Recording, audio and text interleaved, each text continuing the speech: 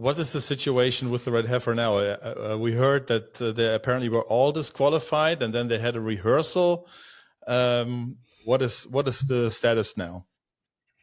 So I'll give you, like, I talked to Byron Stenson on the phone 2 days ago.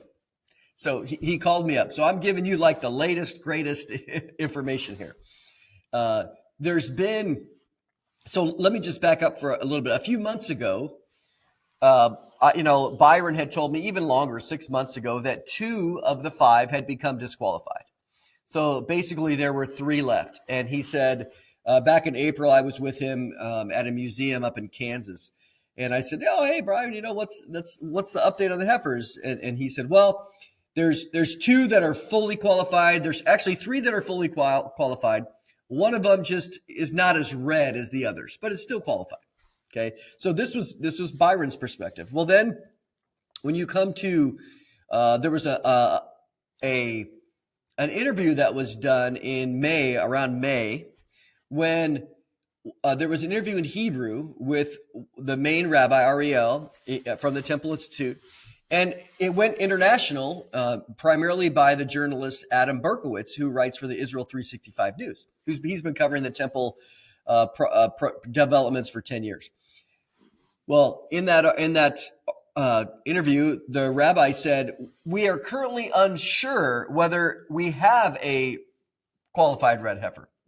Well, okay, that's a big deal, because now all of a sudden it brings into doubt whether even the 3. But notice what he said, and I interviewed Adam about this, and notice what he said. He didn't say we're 100% sure. He said we're unsure whether they're qualified. So that's the development. Well, then later, here in June, July, the Temple Institute came out specifically and said all of the 5 are disqualified.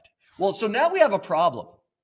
We have the Temple Institute saying they're all disqualified, and we have Byron Stenson, who owns the cows, basically him and Bonei Israel. He works with other rabbis. He says, no, there's still some that are qualified. So you have this kind of disagreement or conflict. So, my goal is kind of just to report the news. And so, what do? You have 2 people that are in authoritative places that are speaking different things. And so then on July 1st, this is what Byron told me. So Byron told me this a couple days ago, that they have done at least 3 practices of a red heifer ceremony. And so he said these were not with the red heifers. These were just with normal cows, black cows, whatever. But they were doing it in order to practice it. And the priest, who is ritually pure, he was never been contaminated in a hospital. He was not born in a hospital. So they have done practices. Well, then finally on July 1st, they decided to he said, we took the best of the red heifers and we performed the ceremony in Samaria with the priest. The rabbis checked it. So according to these rabbis, it was pure. Well, according to the Temple Institute, there's no pure. So now you have this disagreement. But Byron said, look, we took it, Mondo. It was pure. There's rumors. Some people say that it was bit by a dog. And I asked Byron, hey, Byron, I'm hearing rumors that it's bit by a dog. He said, no, Mondo, that's not true. It was the best of the best. It was pure. There was not, it was pure according to the rabbinical rules. Okay. So they do the ceremony. Of course, they have publicized that since. But what Byron said very clearly was that it was done according to the commandments of the Bible. What he didn't say, and he was articulate, he didn't say that it was done according to the oral tradition rules.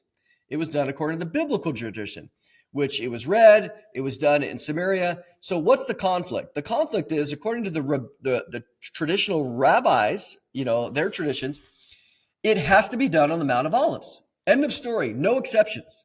So Byron has acknowledged publicly that he knows there's going to be another ceremony. He said, I know there's going to be another ceremony on the Mount of Olives. In fact, Byron and the Bonei Israel group, they own property on the Mount of Olives. They're the only group that owns property there. The Temple Institute doesn't own property there, but Byron owns property there. And he said, very clearly that he knows that there's going to be another ceremony there, which will then be accepted by the rabbinic rules.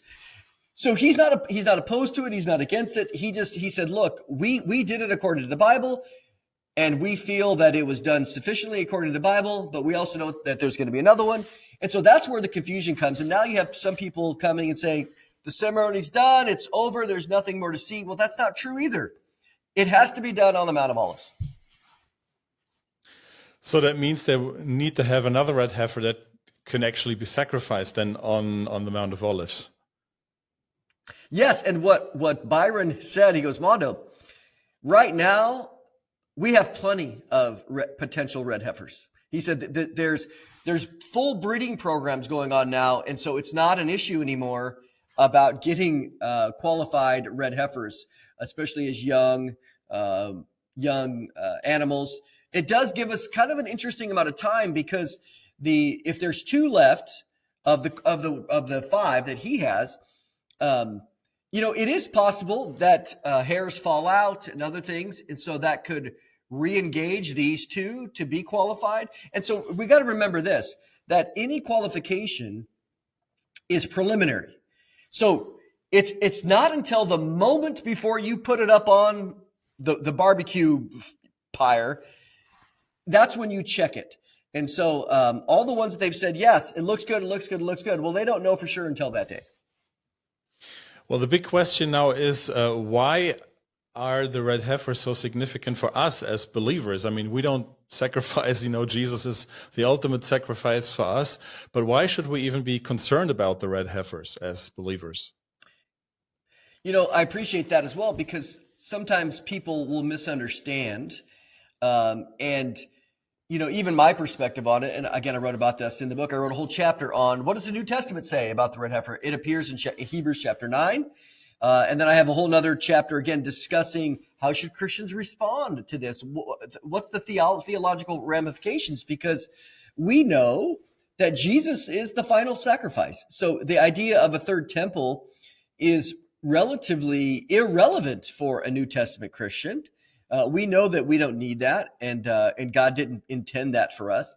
But the reason why we find it valuable to talk about it, again, not endorsing it necessarily, but just discussing it, is because the Bible says that when you see these things, know that your redemption is drawing near. So in Luke 21:28, so we see that passage. So as we're watching these developments happen, we know again that the temple is going to exist in the last week of this age. So the fact that all of these preparations are coming into play, everything is lining up. What it does, it just shows us, man, we are living in exciting times. This idea that the return of Jesus, or this last 70th week of Daniel, this last week, is centuries or it could be 1,000 years away, that's ridiculous. I mean, Israel has been back in the land for 77 years. God brought them back in order to wrap up history, because Israel needs to be here for that last week. And so, it started 77 years ago. And so here we are discussing these things, where I'm not saying the rapture's next week, but what we're understanding is that, again, all the signs that of what we see in the Bible about the description of the end of the age, all these different convergences are here. Now, granted, there's always room for maturity, and they're going to continue to grow as they basically spread out. They're going to be far more pervasive, but we're seeing the beginnings of them right now as we speak.